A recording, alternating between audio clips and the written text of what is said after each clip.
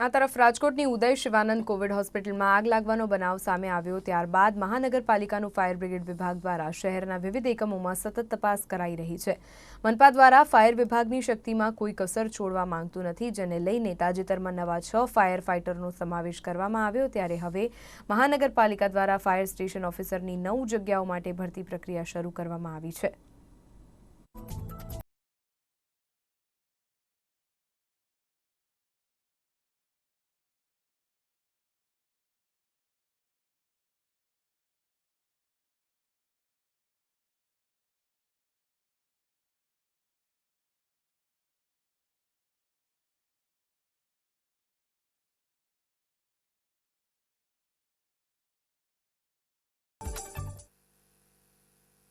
Fire ઓફિસરની પણ ભરતી કરવામાં આવી।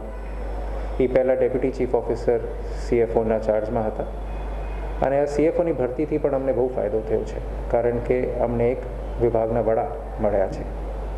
એના સિવાય જેટલા પણ અમારા ફાયર સ્ટેશન ઓફિસર્સ છે, આ લોકોની અત્યારે ભરતી કરવામાં આવી રહી છે, જેના માટે જાહેરાત આપવામાં આવી છે।